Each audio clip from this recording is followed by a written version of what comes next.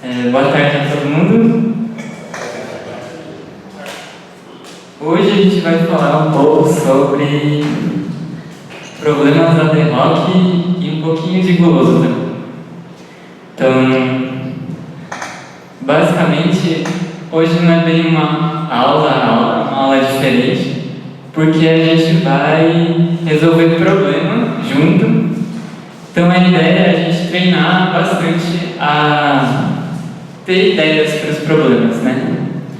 E eu também vou tentar introduzir um pouquinho de guloso, ok? Daí,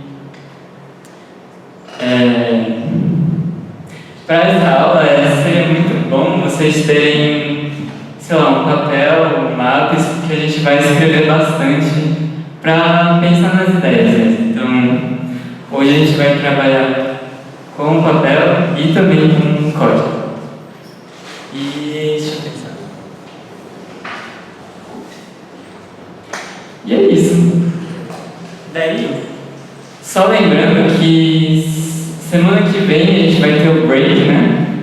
E aí na outra semana a gente vai ter o simulado dos bichos, ok? Então todo mundo é muito bem-vindo para vir participar.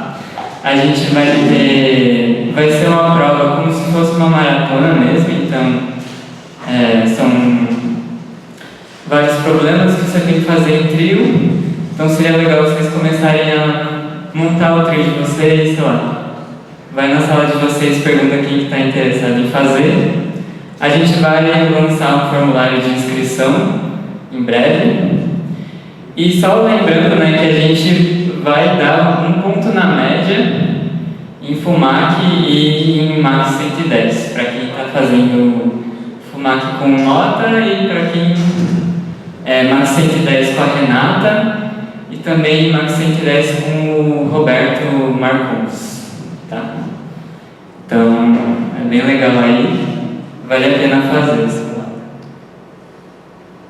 Ok, então vamos direto para os problemas, né? Então, o primeiro problema que a gente vai fazer hoje se vocês abrirem a lista, ele é um dos problemas médios, e aí o enunciado está lá na lista, mas aí tentem abrir aí no computador o enunciado para dar uma lida, para tentar digerir um pouco o problema, e aí eu já discuto com vocês, beleza? Mas aqui está resumido aí. Deixa eu tirar. Não, eu vou deixar.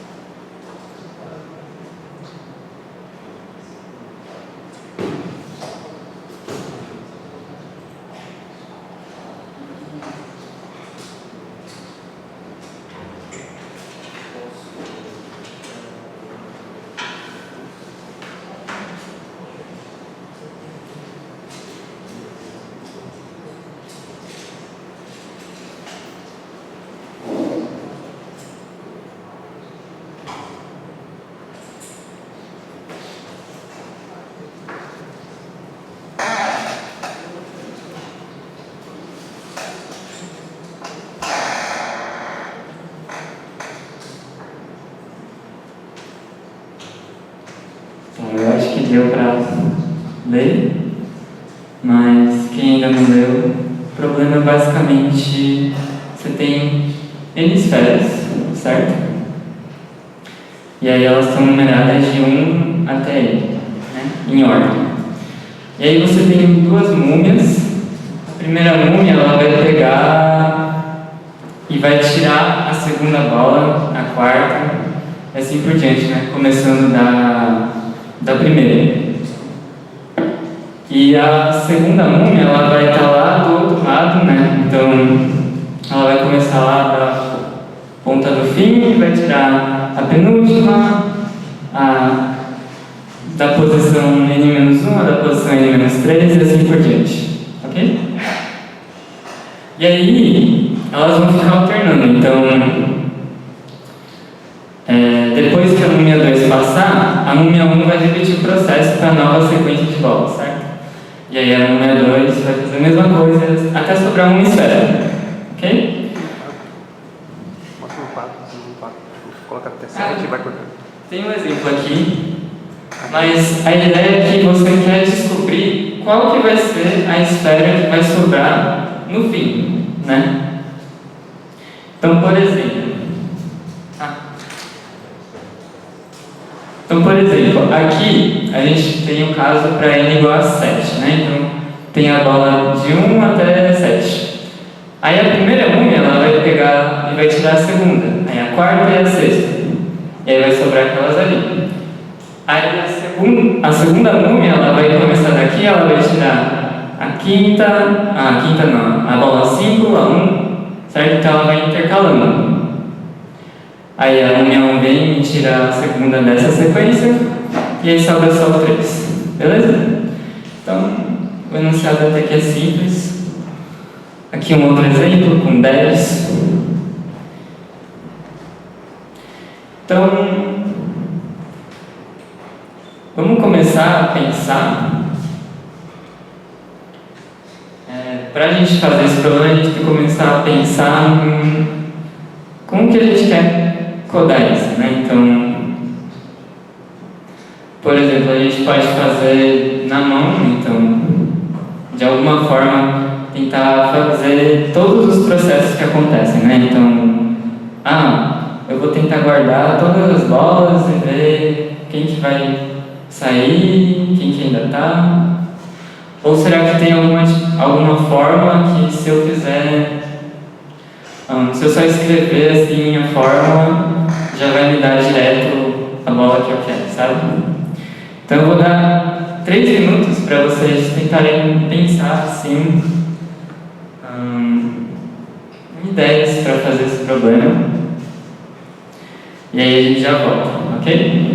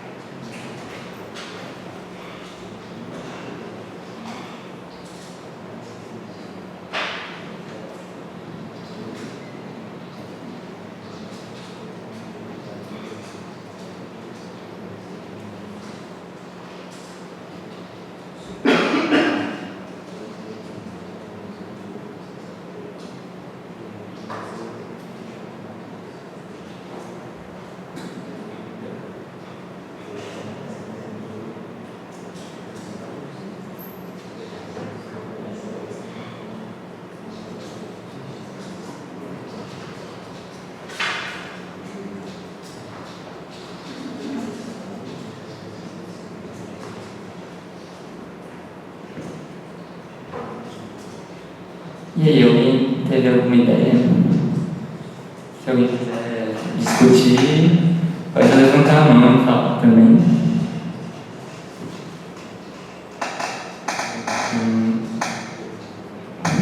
Pode falar. Tem que ser um jeito inteligente de fazer? Bom, tipo, se você... Primeira coisa que você percebe é que o N vai até 10 a nona, né? Se você, lá no enunciado, acho que fala que ele vai até 10 a nona. E aí, se vocês lembrarem da aula de complexidade, no máximo 1 segundo, 10 a oitava, certo? Então, uma solução que vale todo o vetor já não vai passar, certo? Então, tem que ter... Talvez não seja tão, assim, só a forma e pá, mas talvez a gente tem que guardar as coisas de um jeito esperto, certo? Não vai dar para varrer todo o vetor. Alguém ia falar alguma coisa ali? Eu tinha feito com 2 juntos também, mas acho que ele vai ser do tempo. Ok. Isso é interessante. Sim, acho que, tipo, como você guardaria as coisas? Tipo, esse original, faria um loop para número 1, lá no modo de discurso base para número 1, aí faria a mesma coisa, só que com a regra da número 2, devolvendo de novo para o index. E aí você sobraria um elemento, eu acho que seria correto. Ok, e como que você removeria esses? Porque você está guardando um vetor, certo? E aí, como que você removeria os vetores, os valores que você quer remover, sabe? O index, a cada passagem do loop ele vai mudando o index, e esse index seria correspondente ao que a removeria. Aí, tipo, eu iria removendo cada elemento com base no index, e aumentando no primeiro caso e diminuindo no segundo.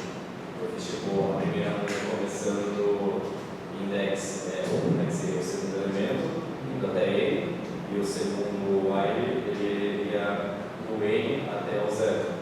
Removendo, no caso, do n menos 1 até o 0.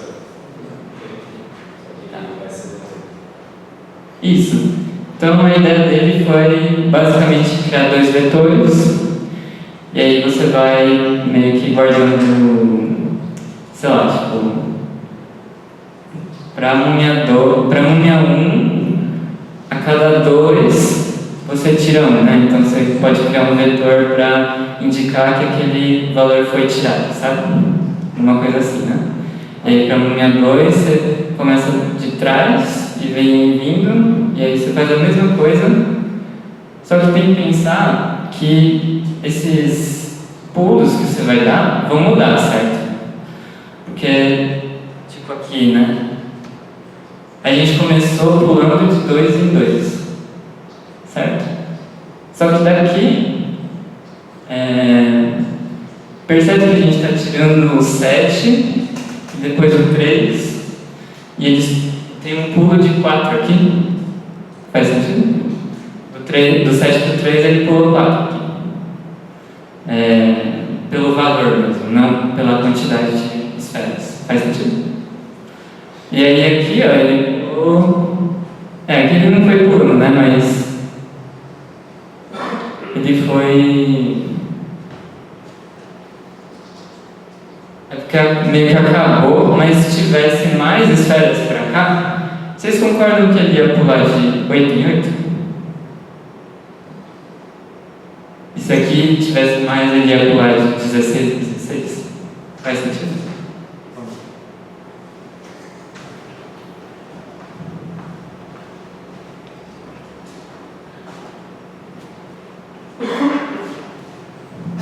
O que eu estou tentando falar é que no primeiro a gente tinha a distância entre as esferas de 1, né? Então 1, 2, 3, e aí você vai pegando de 2 em 2. Só que no segundo, você tirou metade, certo? Então agora as esferas elas pulam de 2 em 2. Quando a múmia for tirar, ela vai tirar de 4 em 4. Faz sentido? E aí pro próximo ele pula de 4 em 4 e a múmia vai tirar de 8 em 8. Ok? Então a gente podia fazer essa ideia mas tomando cuidado com esse negócio dos índices, né? Tipo, ele ia pular em intervalos diferentes a cada iteração, certo? Mas, como ele disse, isso leva muito tempo, né? Porque você está passando um por um. E aí, como que... Então a gente falou da diferença, né? Que ela vai ser multiplicada por 2. E aqui, como que eu posso saber todas as esferas que ainda estão em uma dada interação sem ter que armazenar todos os números, né? Sem ter que ter um vetor com todos os carinhos? Será que eu posso fazer isso?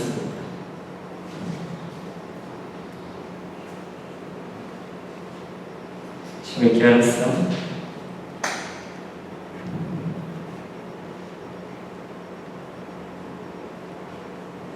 Então, vocês querem pensar um pouco sobre ou não?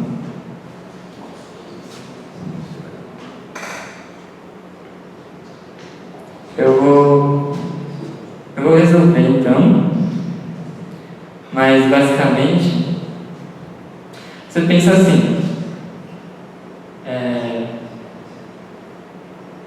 quando você tem primeira esfera, você guarda a primeira esfera, certo?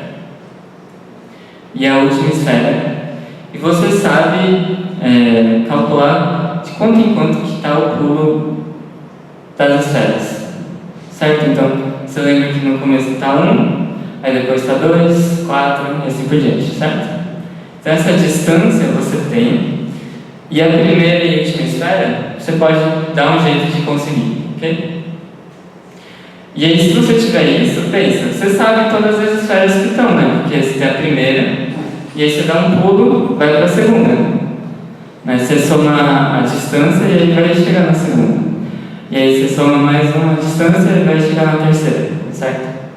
Então, com esses 3 valores, você consegue armazenar tudo o que você precisa, né? Sobre as esferas que ainda estão presentes ali.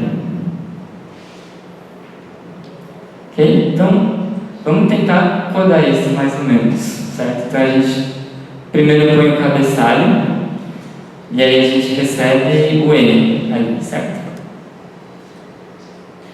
E aí, o que a gente vai fazer? A gente vai, primeiro, a primeira bola, ela começa no 1, certo? Na primeira iteração, a primeira bola é a 1 e a última bola é a N, certo? Então é o que eu anotei ali. E a distância entre as esferas é 1. Ok?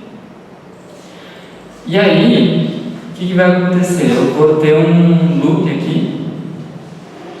E aí pensa, vai reduzindo. Eu vou dar um jeito de saber na próxima iteração qual que é o próximo first, qual que é o próximo last. E se eu dar um jeito de saber isso, vocês concordam que eles vão ir se aproximando um do outro? Porque eu estou meio que tirando bolas, então uma hora eles têm que chegar perto um do outro, até que vai sobrar só uma bola, e aí, né, quando sobrar só uma, o first vai ser igual ao last, certo? Então, quando esse loop acabar, então eu vou ter descoberto qual que é a última bola que sobrou, ok? Tá, e aí aqui eu já deixei escrito que a distância você vai multiplicar por 2 a cada iteração, certo? Então vamos tentar pensar em como que você vai calcular o próximo first e o próximo last. Então a ideia é que, primeiro, você tem que saber se quem está tirando bolas agora, né? Se é a múmia 1 ou a múmia 2, certo? Então, eu vou guardar uma variável em que rodada eu estou, né? E aí, se a rodada for... Eu começo com a rodada assim, 0. Se ela for par, então é a múmia 1 que está jogando. Se for ímpar, então é a múmia 2, beleza? Então, eu tenho que separar nesses 2 casos. E aí... vamos pensar, se é a múmia 1 que está jogando, então lembra, ela vai tirar, ela vai manter o primeiro e aí ela vai para o segundo, né? E aí ela vai para o quarto e assim por diante. Só que então o first ele vai continuar sendo o mesmo, certo? Só que o last, se então aqui, no caso que a rodada é par, então como que eu sei se o last ele vai mudar ou não? Eu vou ter que ver se quando eu tenho as bolas, né? Deixa eu...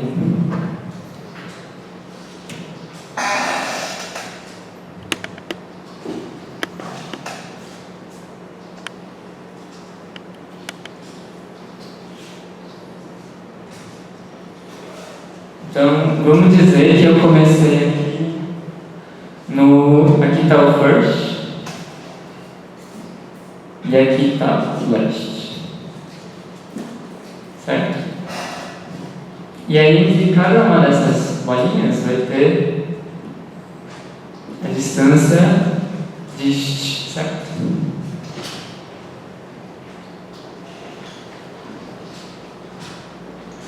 E aí, pensa, se aqui, deixa eu pensar,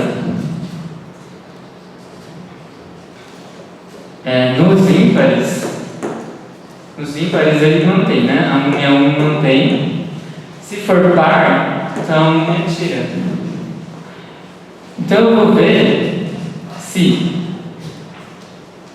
quando eu pego esse last, subtrai do first, vai dar o total aqui de diferença entre as duas esferas. E aí eu vou dividir pelos dígitos, né? Porque aí isso vai me dar quantos dígitos eu tenho que andar para chegar no last. Fez sentido? Mais ou menos?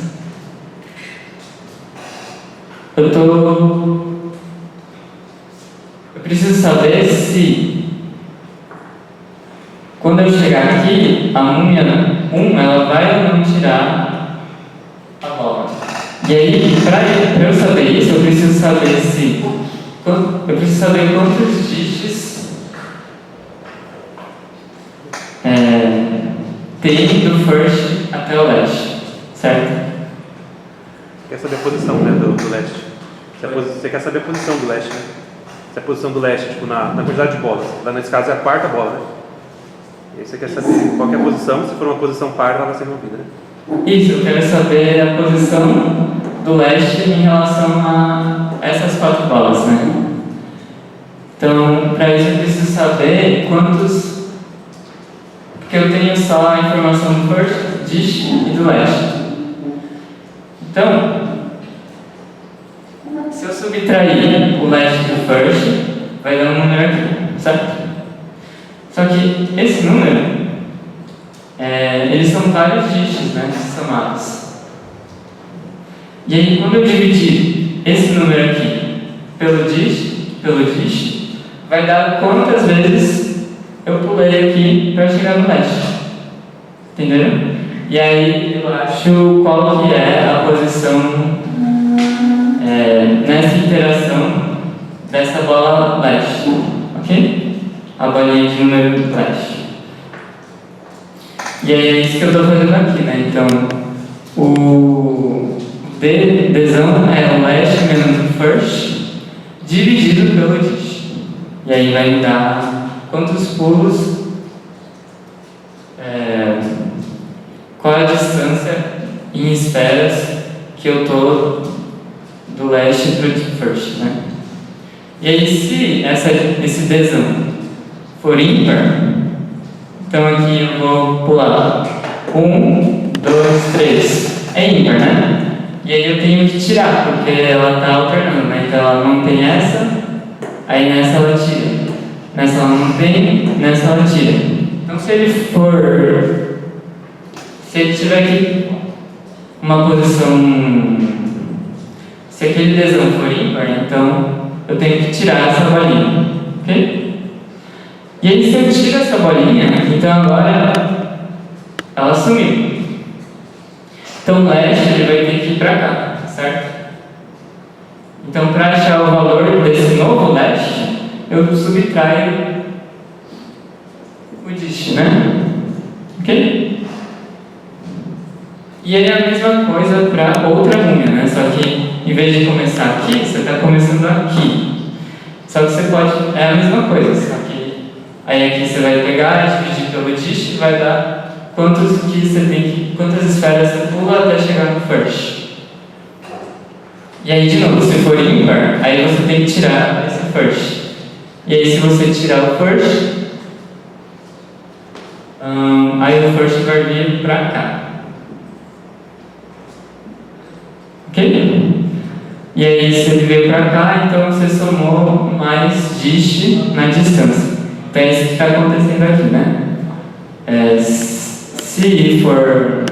Se a rodada for da múmia 2, então eu calculo o desão. Se esse desão for ímpar, então eu somo no first o dist. Ok? Então é isso basicamente essa questão.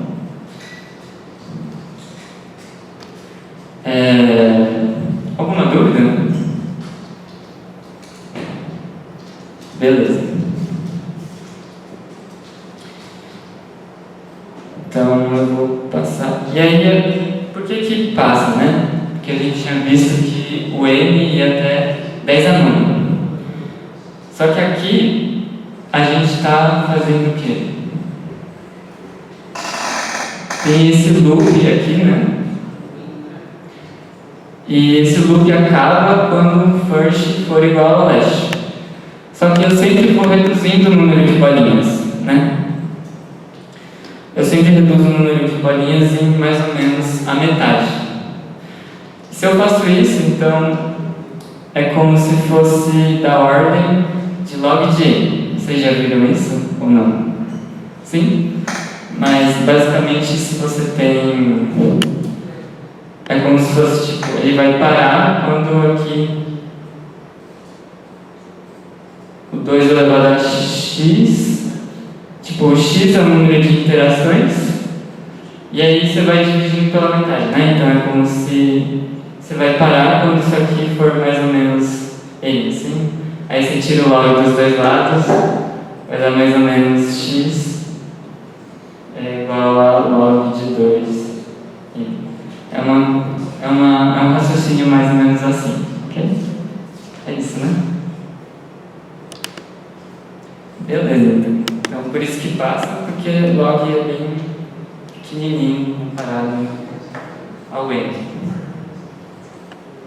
Então vamos fazer agora, pensar no problema 2, que é assim.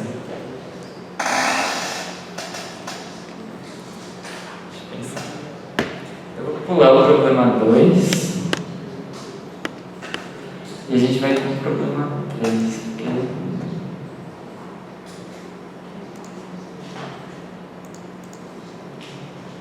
Talvez não dê tempo. Tá bom.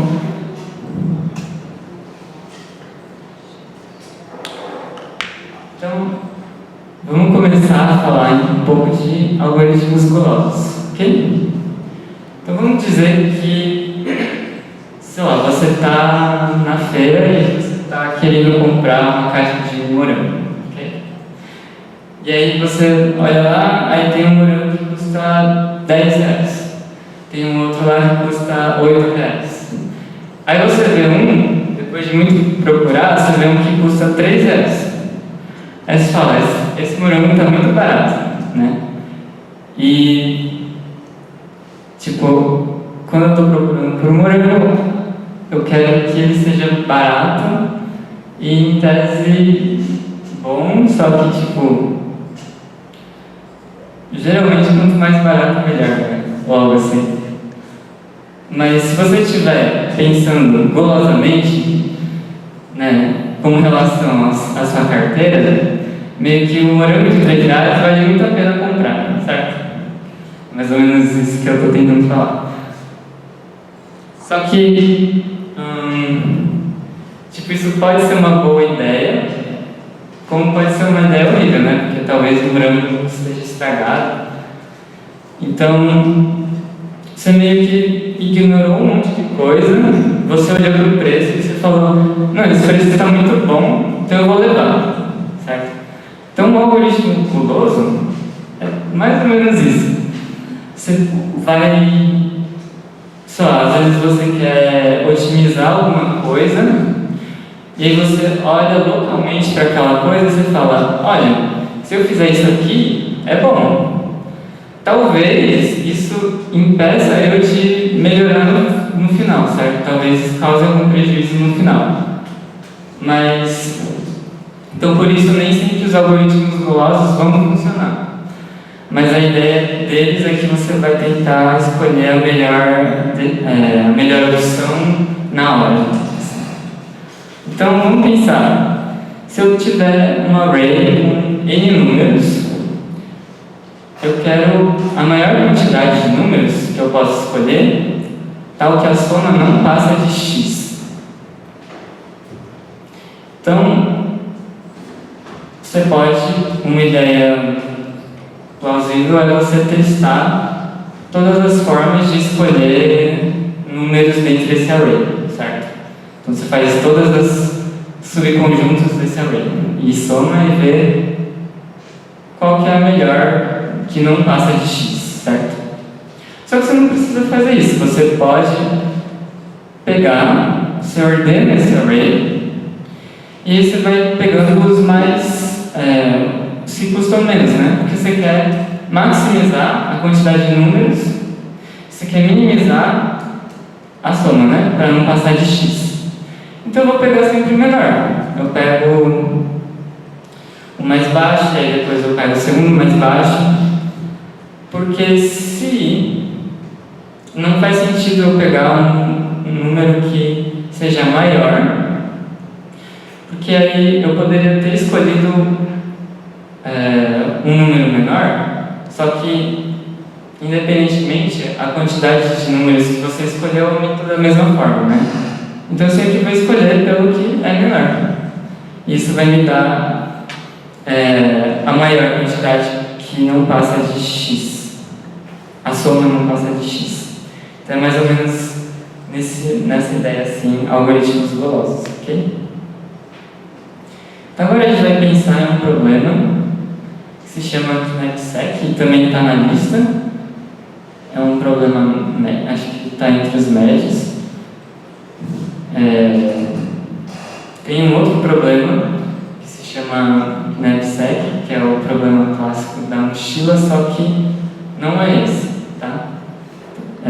Vocês devem ver o clássico daqui a algumas aulas, ok? Mas nesse problema a gente tem N itens, e aí cada item tem um peso de WI, ok? O iésimo tem peso WI. E aí você quer uma forma de escolher itens tal que o peso total, C, ele esteja, né, ele vai te dar um W, aí ele fala, eu quero que você escolha esses itens tal que o peso não passe de W, mas também seja maior que a metade de W. Tá? Então, você quer achar um subconjunto que esteja nesse intervalo aí, a soma dos pesos, ok? Então, vou dar um tempinho para vocês pensarem nesse problema também. Uns 3 minutos. E aí tentem pensar em ideias. E aí a gente já vai discutir, ok?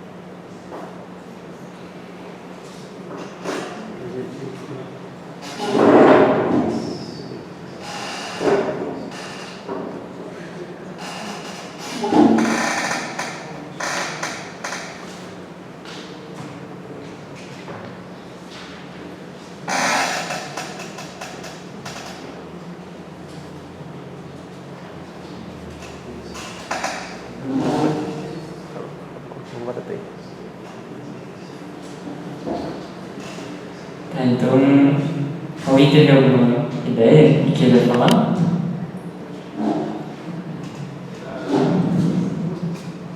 Diga. Sim, tem alguns casos, né? Porque, primeiro, você pode escolher qualquer número de itens, né?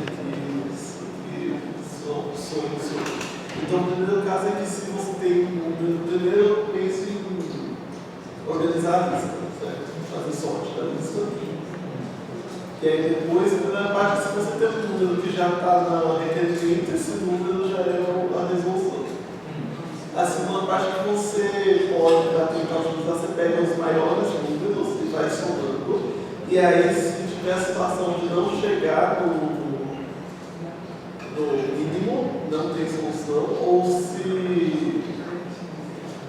ou se quando você somar o número ele passar do máximo também não vai ter solução.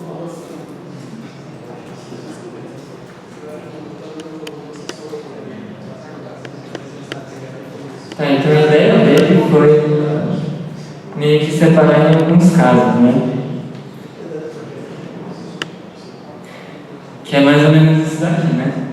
Se a gente tiver algum cara que o peso já está entre o intervalo que eu quero, então é só eu pegar ele e acabou, certo? Então vamos pensar no caso que esse cara não existe, certo? Então todos os WI vão estar ou vão ser maiores do que W ou vão ser menores do que a metade de W, certo? Do teto da metade de W. Só que aí, certo, então a gente está supondo que aquele caso ali não acontece. Esses WI que são maiores do que o meu Wzão não me servem, né? Porque eles passam do intervalo e se eu colocar eles no meu subconjunto já é, né? Já passou, o peso já passou do ideal, certo? Então, o que eu tenho que olhar são para os caras que são menores do que a metade da visão sobre 2, ok? E aí, alguma ideia de, tipo, como que eu posso escolher esses caras?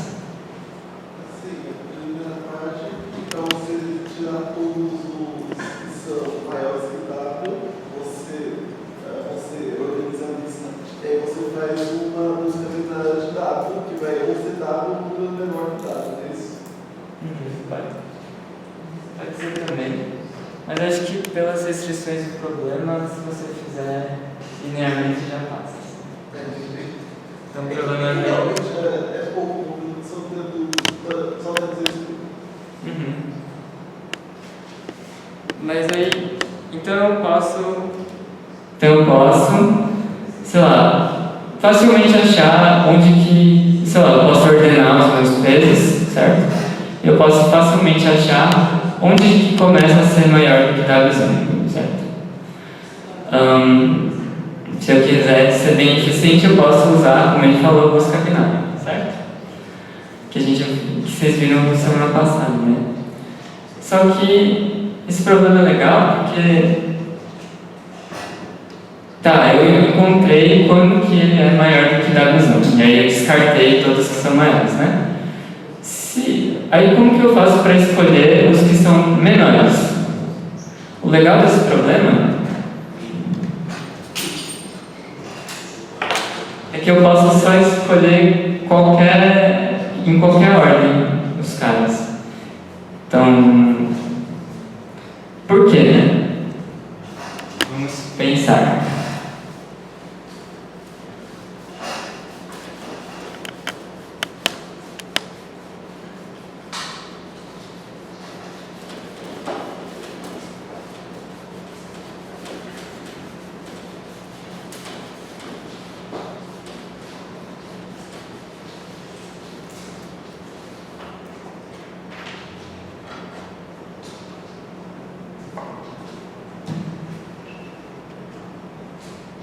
Então vamos dizer que eu tenho Wzão igual a, sei lá, 10. E a minha lista é mais ou menos assim. 3.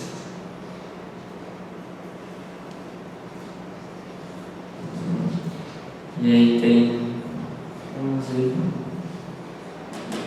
Certo? E eu, considerando que eu já ordenei a lista.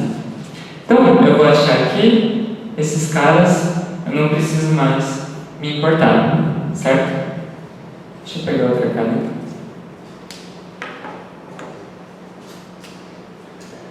E aí eu vou olhar para esses caras aqui e eu vou... perdão. Nesse caso aqui já tem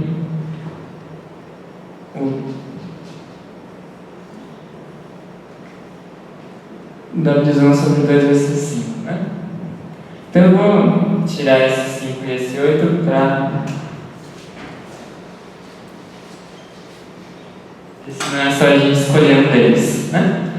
Então eu vou olhar para esses daqui.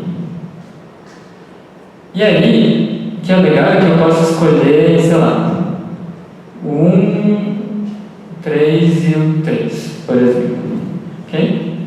E aí vai dar 7, que está dentro da restrição. E aí, se eu tivesse vários aqui, então x1, x2, x3, o que eu posso fazer é ir somando de 1 em 1. Então eu vou somar esse aqui. Veja, será que ele está dentro do intervalo? Ainda não. Então eu vou somar os 2 primeiros. E aí eu vou somar os 3 primeiros. E assim por diante. Sempre vendo se está ou não dentro do intervalo. E por que isso funciona? Porque vamos dizer que eu dei o azar. E aí eu somei até um xi. Então até esse xi deu um S0 que é menor do que a metade do W0. E quando eu tenho xi mais 1, vamos dizer que eu somei, e aí deu um S1 que é maior do que o W0. Então vamos dizer que eu dei azar, e isso é que aconteceu. Certo? Então, o meu algoritmo, que eu ia só vendo a soma de 1 em 1, deu errado, né? Só que, se isso acontece, então quer dizer que o S1 menos S0 é o quê? É maior do que W menos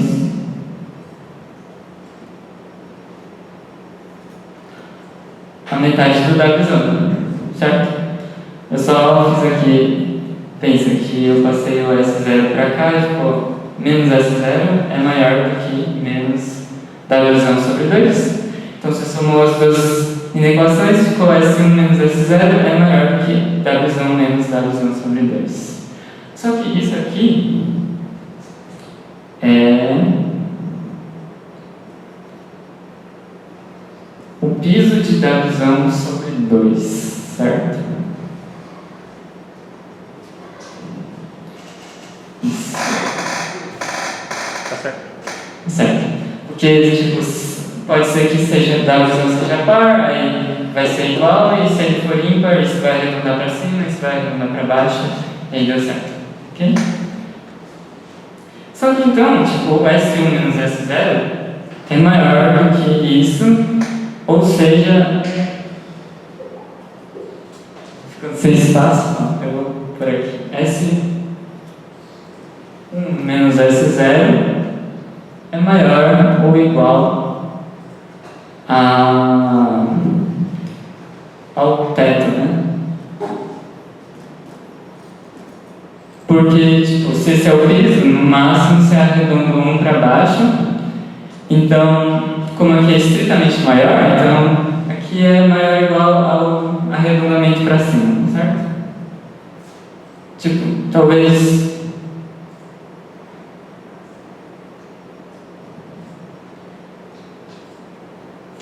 não tenha algum caso que isso não seja verdade, acho. Tá certo. Tá certo. Mas para quando é igual... se for igual vai ser maior, mas enfim.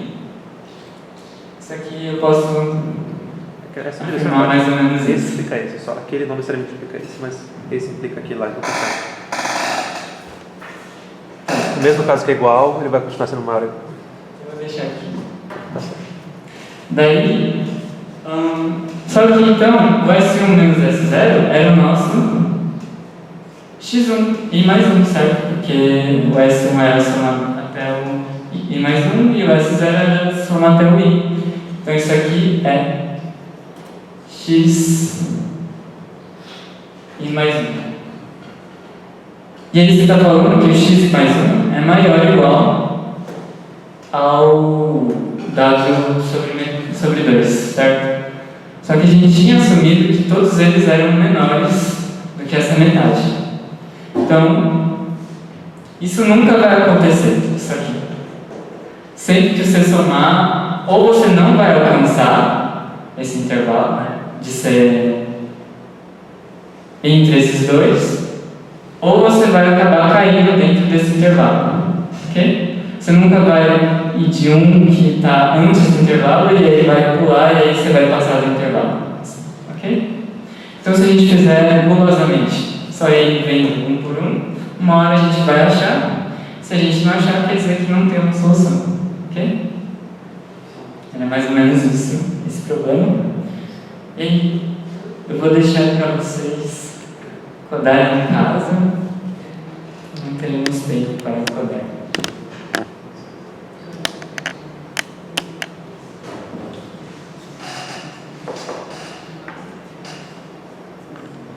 Alguém tem alguma dúvida sobre esse último problema? Não? Tudo bem? Vamos continuar para o próximo, que também está na lista. Aí vocês podem ver o enunciado, dar uma lida. Mas basicamente você tem uma string, e aí ela é uma string binária, então você tem zeros e uns, ok? E aí a operação que você quer fazer é inverter k bits consecutivos, né? Então, por exemplo, naquela string ali, se o k é 3, eu posso inverter esses últimos 3, e aí a string vai virar 0, 1, 0, 1, 1, ok? E aí, o que eu quero é aplicar essas operações algum número de vezes, e no fim chegar que todos os bits sejam 1. Ok? Qual é o máximo K que eu consigo fazer isso? Então, deem uma pensada aí. Acho que dá para dar um tempo. E aí a gente já discute a questão.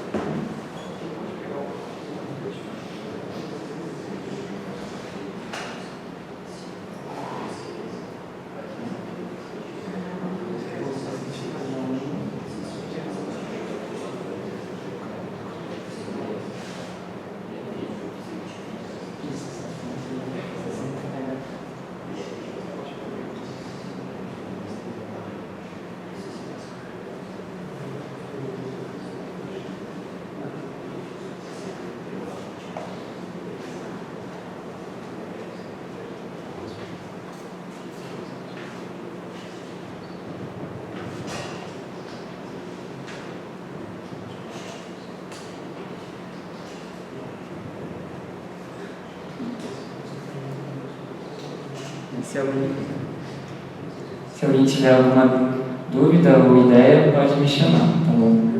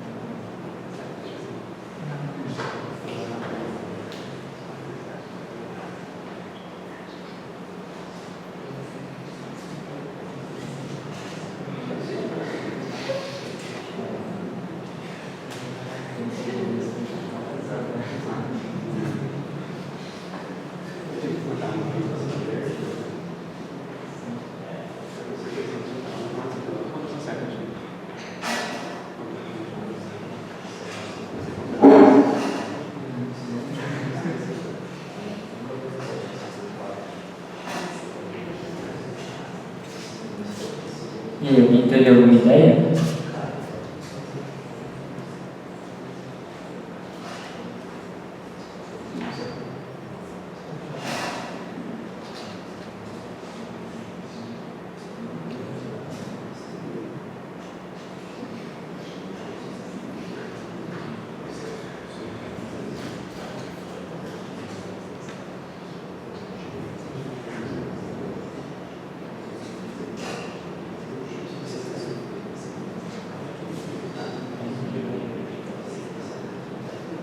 Bom, algumas coisas que vocês podem ter pensado é brotar, né? Então,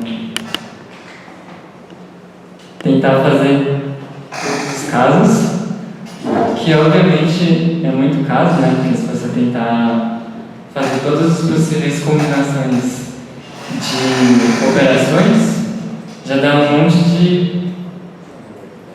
de casos. E aí você ainda tem que fazer isso para todos os casos, né? Parece bem complicado. E, sei lá, você poderia pensar, bom, eu posso tentar deduzir aqui na mão alguma forma para chegar nesse número. E aí o que a gente vai ver é que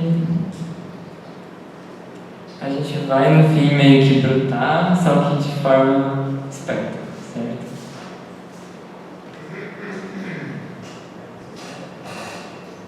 Só lembrando que no enunciado ele fala que a soma dos n's quadrado, porque ele dá vários casos de teste, né?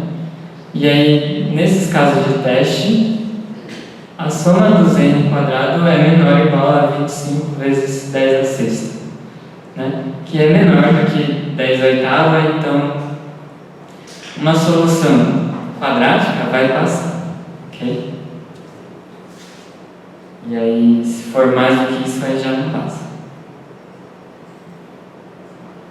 Então, a gente tem que começar a pensar em uma solução que seja quadrática, certo?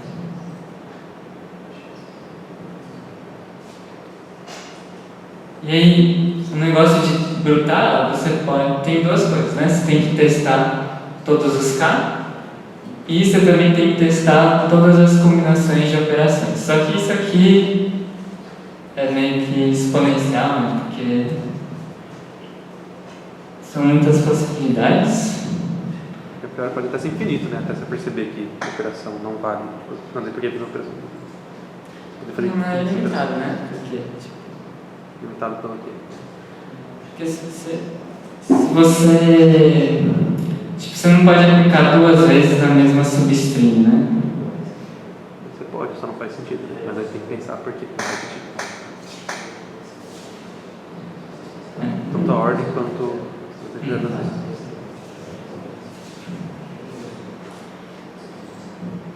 Tá, deixa eu ver aqui.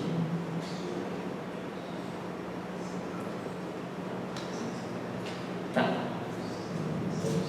Deixa eu ver aqui. Então eu vou começar a resolver e vocês vão pensando junto comigo, tá bom?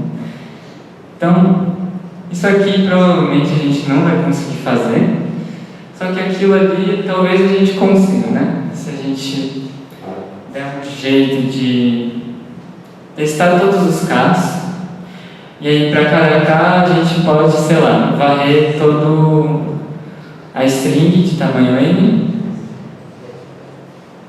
e aí eu vou ter mais ou menos n vezes K operações. Só que K tem que ser menor do que N, né? Porque você não pode aplicar a operação numa substring que é maior do que esse N. Então, no pior caso, vai ser algo tipo N quadrado, né? Então, a gente pode testar todos os casos. E outra observação é que quando você aplica uma operação em um determinado intervalo, né? Vamos dizer que você aplicou. Se você aplicar de novo naquele intervalo, vocês concordam que não vai mudar nada, né? Eu só vou inverter e desinverter todo mundo, certo?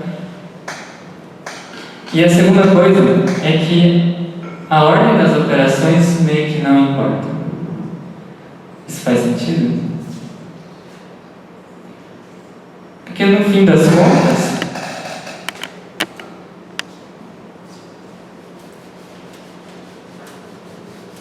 enquanto eu apago a luz, eu tenho que pensar por que a ordem das operações meio que não vai alterar o resultado final.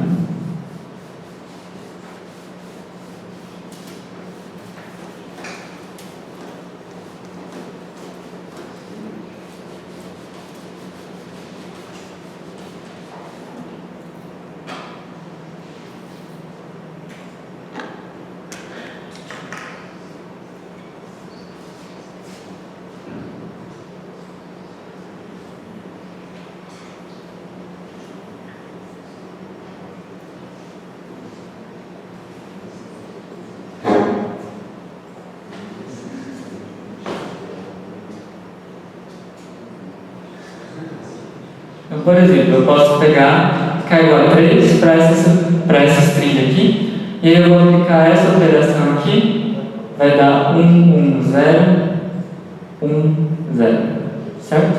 Então eu vou pôr nessa aqui.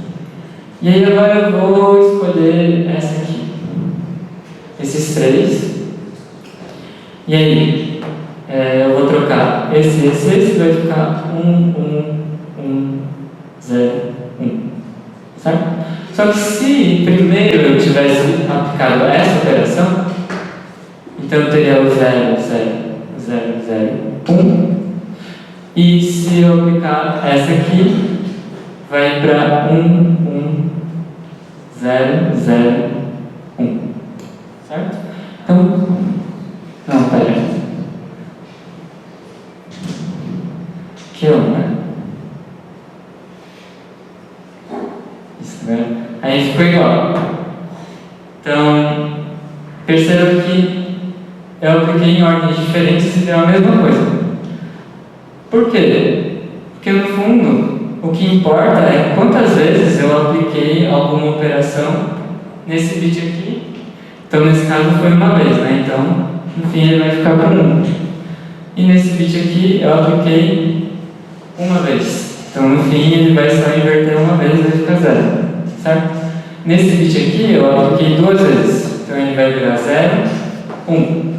Ele vira 1 aqui, certo? Então, meio que o resultado final depende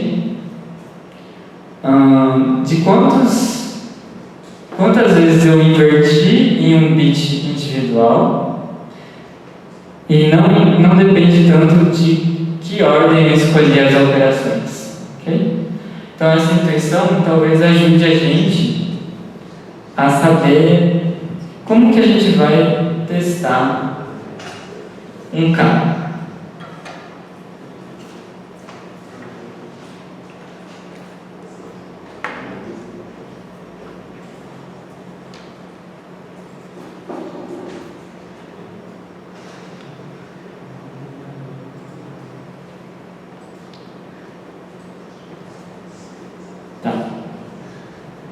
A gente está querendo testar os Ks, então a gente pega um K fixo e agora a gente quer saber se eu consigo transformar todo mundo em 1 para aquele dado K, né?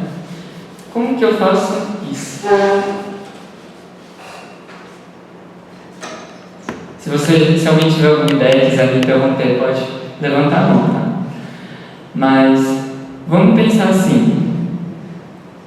Eu tenho aqui, em um dado momento, eu vou ter a string assim, ó, 1, 1, 1, vários 1s, e aí um 0 aqui, ok? Então, esse aqui é o primeiro 0 dessa string, da esquerda para a direita. Aí, a pergunta que eu faço para vocês é, para esse 0 aqui, eu tenho que inverter ele de alguma forma, certo? Para ele virar 1. Compensa eu tentar aplicar a operação em um intervalo que volta para esses 1s? Ou será que se eu tentar aplicar a operação mais para lá, será que isso vai me ajudar? Será que isso vai piorar? Ou será que tanto faz?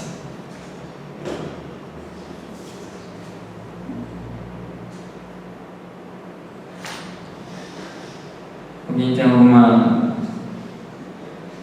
ideia? O maior escala pode ser no máximo a quantidade de zeros? Ou não? Maior K no máximo a quantidade de zeros? Pensar.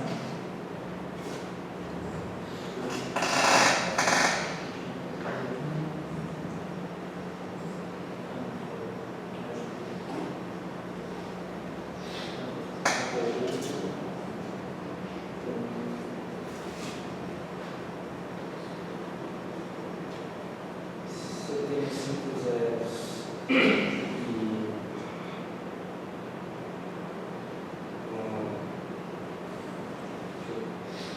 Meio que. Não parece verdade.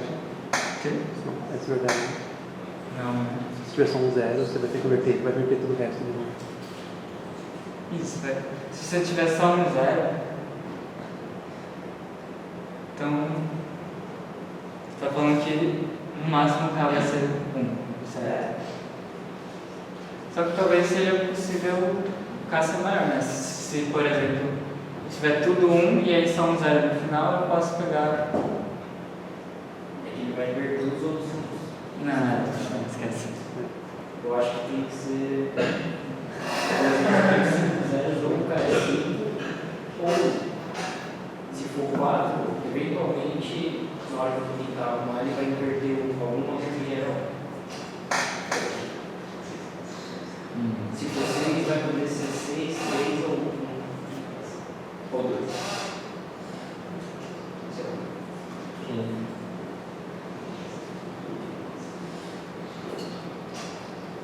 Mas aí eu já não sei se depende da posição do zero.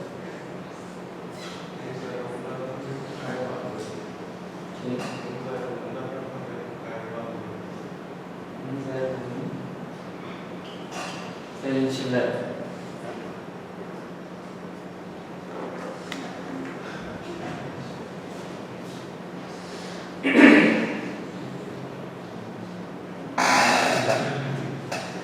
A gente pode pegar o K igual a 2, aí vai ficar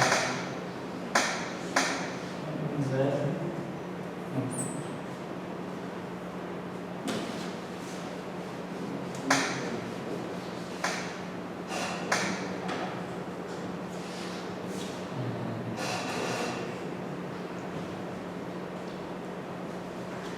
Vai ficar tipo, você pode transformar em 0.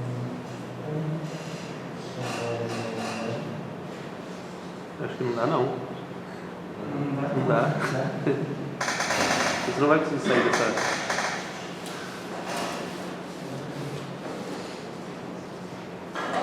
Bom, enfim.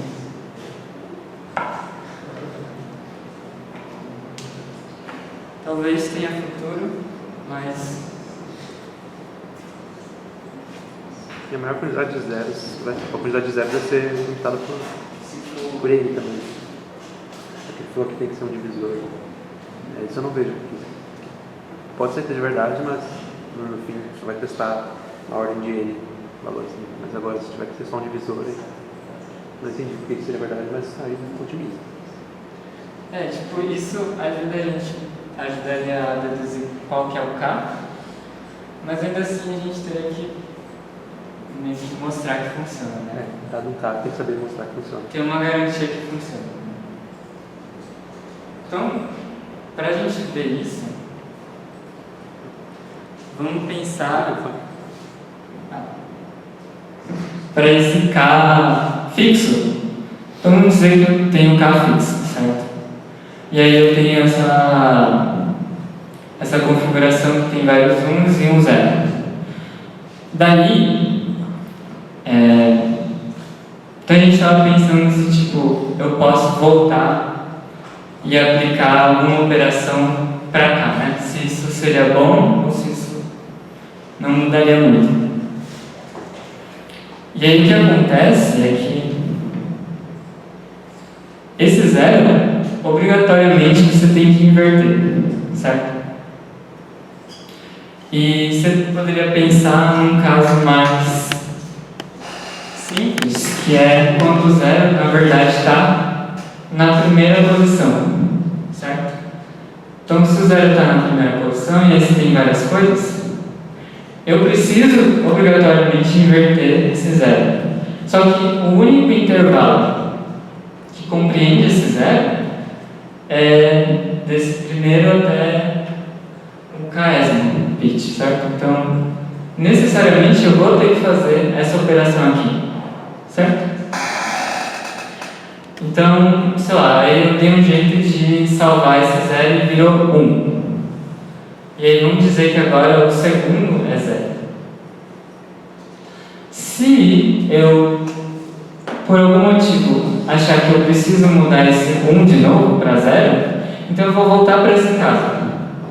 E aí eu vou ter que trocar de novo. Então, percebe que eu entrei meio que em... Eu estou repetindo as ações, né?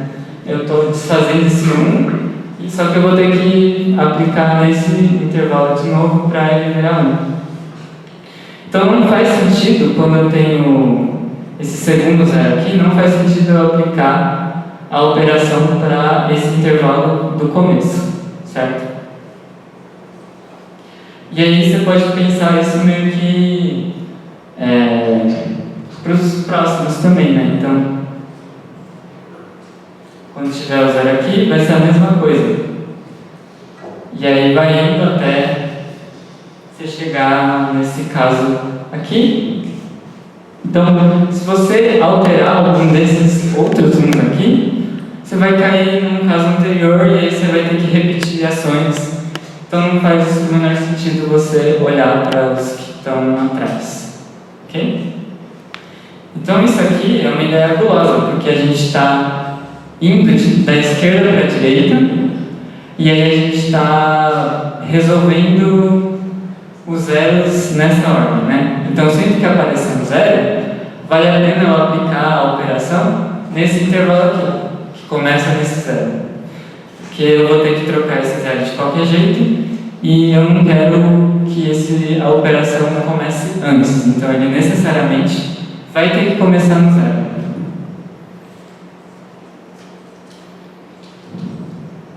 Ok, então feito isso, agora a gente sabe mais ou menos o que a gente tem que fazer. E aí eu itero por todos os K, e aí eu vou ler a string da esquerda para a direita, e aí se eu encontro um zero, eu inverto os K seguintes, né? E aí para inverter esses K seguintes, eu poderia, por exemplo, ir andando e invertendo, certo? Só que isso me gastaria K operações. Só que eu já tinha ali K operações para iterar pelos K, e aqui eu estou lendo a string, então tem N operações. Então se você juntar tudo isso, vai ser meio que N vezes K vezes K, mais ou menos. Então você passou meio que cúbico, né? Então você não queria fazer... Você queria fazer quadrático. Então a gente vai ter que dar um jeito nesse passo 3, porque não está sendo eficiente a gente ir pelos K posições seguintes. Então a gente tem que melhorar o passo 3. Para fazer isso,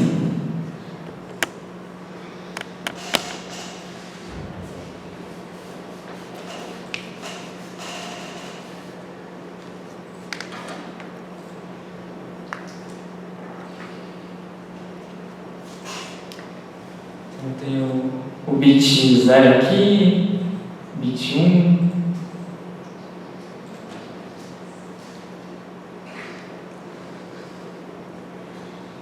Até, sei lá, o bit i. E aí eu faço, vamos dizer que eu estou indo e aí aqui no bit i eu encontrei um 0, certo?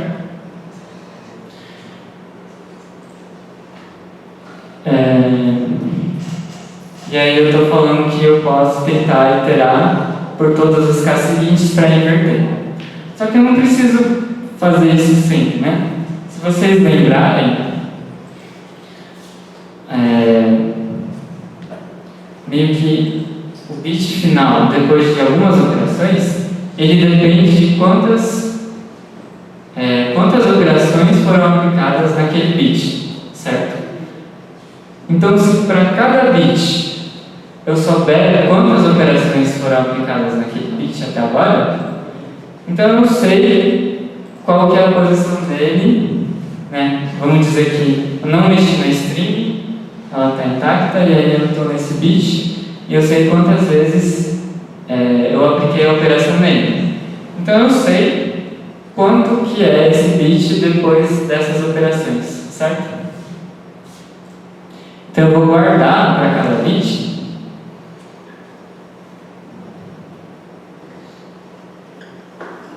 quantidade de operações, de operações aplicadas naquele bit.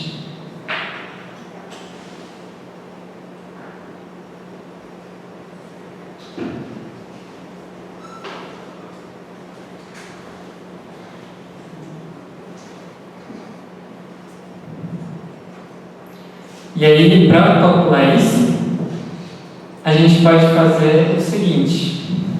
Então, vamos começar a codar aqui. Então, para a posição I, eu guardo quantas inversões ocorreram nessa posição até agora. Então, o código, vamos escrevendo o código enquanto a gente pensa, certo? Então, aqui está o cabeçalho, aí eu vou ter o T, que indica quantos casos de teste tem. E aí eu vou para cada T, eu vou receber um N e um string. E aí eu quero iterar por todos os K, certo? E aí eu vou começar pelo maior K possível, né? E aí sempre que não der, eu passo pro K-1. Que aí quando eu achar um que der, eu vou achar o máximo, certo? O K máximo, o maior possível. Então eu vou começando do maior possível até o menor. Daí a gente vai fazer o seguinte. Primeiro eu vou transformar a string em números, tá? Para ficar mais fácil. Porque ela é dada em caracteres.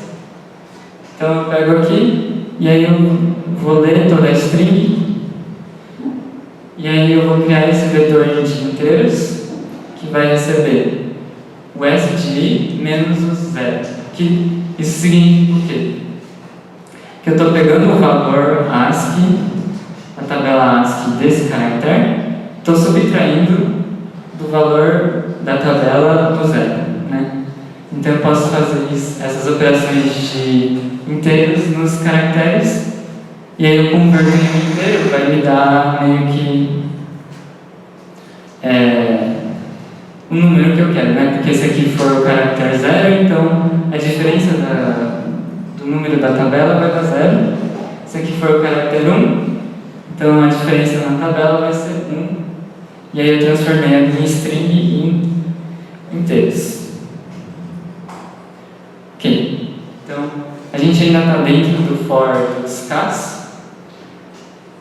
E aí você pode ver que eu vou começar.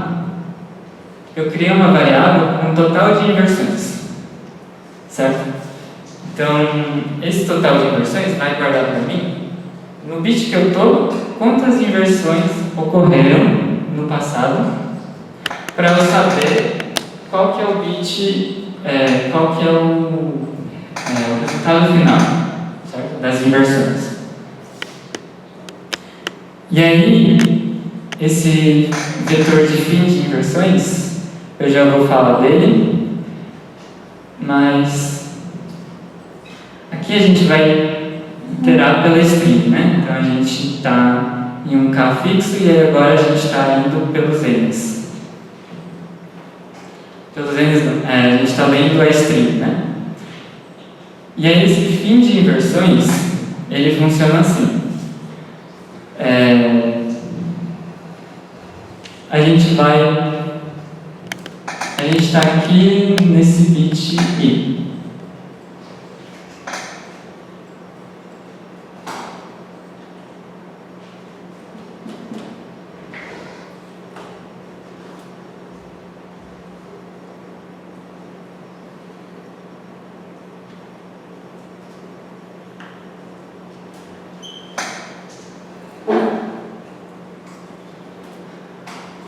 E aí eu vou aplicar a operação no intervalo de... Aí eu achei que ele é 0, então eu vou aplicar a operação dessa posição até essa posição, né? Porque é um intervalo de tamanho k, então eu vou até o I mais k menos 1, ok? Então eu vou inverter todos esses. E aí eu já estou contando na minha variável total de inversões quantas inversões tem no bit atual, né? Então, para cada um desses bits, essa nova inversão que eu fiz tem que ser contada. Então, por isso que eu vou somar 1 no total de inversões, ok? Só que quando ele chegar aqui, essa inversão aqui que eu fiz não vai mais contar. Então eu preciso dar um jeito de avisar para ele que, ó, aqui já não tem mais essa inversão aqui que você estava contando, né? Por isso que eu tenho que tirar 1 aqui do total de inversões. E aí para fazer isso eu vou criar esse vetor fim inversões que vai guardar, na posição I eu vou ter tantos bits, tantas inversões que já vão ter acabado, ok? Então, por exemplo, aqui, sei lá, se aqui era 0, o número de fins de inversões, então agora que eu tenho essa nova inversão aqui, agora eu tenho um fim de inversões, né? Que eu tenho que tirar do total de inversões quando eu chegar nesse bit aqui, ok? Então é isso que eu estou fazendo aqui. Então, primeiro eu coloco tudo para ser 0, para não dar errado.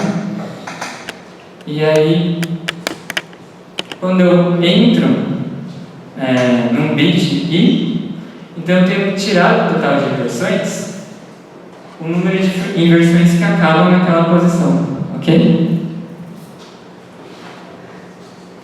E aí, para eu saber qual que é o bit atual, então eu faço que, se o total de inversões for ímpar, então é porque eu troquei, eu inverti, aí desinverti, desinverti, e aí no fim eu inverti, certo? Então se o total de inversões for ímpar, então eu tenho que inverter. Então o que eu estou fazendo aqui sei lá, eu tenho o 0 aqui, e aí ele vai receber o não 0, então ele vai receber 1. Se fosse 1, ele ia receber o não 1. Seria 0. Então, esse exclamação está invertendo o bit. E aí, o que falta fazer é saber como atualizar, como fazer quando se encontrar o 0, né? Então, então eu adicionei essa linha de código aqui, se o bit I for 0. E aí, o que você vai ver? Bom, se ele for 0, então eu quero mudar os próximos K bits, certo? Só que pode ser que eu não consiga, né? Porque talvez essa posição aqui não exista. Eu passei do vetor. Então eu tenho que verificar se eu ainda estou dentro do vetor quando eu andar casas para frente, certo? Então, é o que eu estou fazendo ali. Se o I mais K menos 1 for menor que N, então ele ainda está na posição do vetor, então o total de inversões vai aumentar em 1 e o fim de inversões do I mais K vai aumentar em 1 também, certo? Então, esse I mais K eu tenho que guardar que vai acabar uma inversão. Beleza? E aí você pode perguntar, bom, mas tipo, aquele I mais K menos 1 pode ser N menos 1. E aí esse I mais K vai ser N. Então você tem que tomar cuidado porque esse vetor do fim de inversões não pode ter exatamente N posições, né? Senão você vai acabar saindo do vetor. Então eu coloquei ali fim de inversões para ter 10 posições a mais, só para não dar errado aqui, ok? E aí, por fim, a gente tem que ver se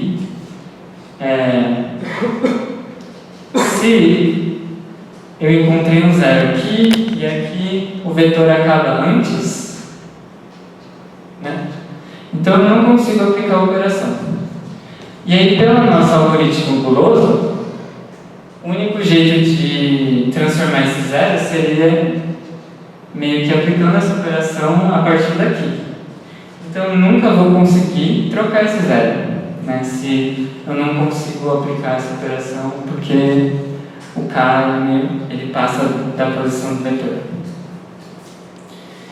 Então, nesse caso, eu tenho que avisar que eu não vou conseguir deixar tudo 1, ok? Então eu vou criar uma variável para me avisar, né? Esse booleano ele vai indicar 1 se eu conseguir deixar tudo 1 e 0 se não. Então inicialmente ele é 1, eu assumo que eu consigo.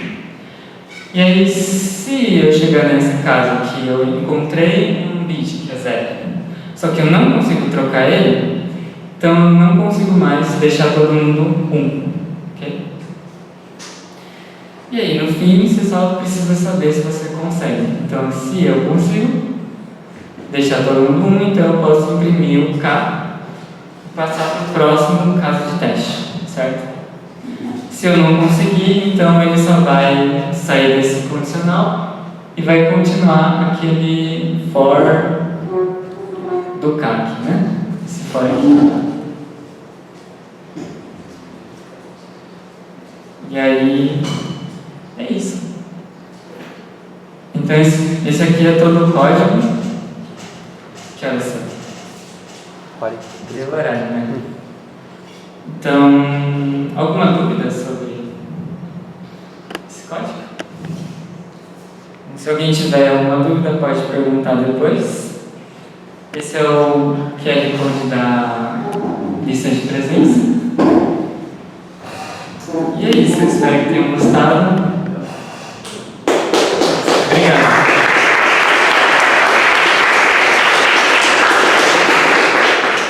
Aí só para lembrar quem chegou depois, na próxima semana vai ser o break, né? Então não vai ter Listcamp. E aí daqui a 2 semanas a gente vai ter o nosso simulado. E aí a gente vai provavelmente postar no Instagram mais informações. Oi. O simulador é uma linguagem específica, é feito no computador, no papel, tem que fazer algumas definições ou é só simular genérico? Ele é feito aqui, aí ele é nas Microfone. Não tem restrição de linguagem? Não. Não, é no Code Force, você pode usar qualquer linguagem que tiver no Code Force.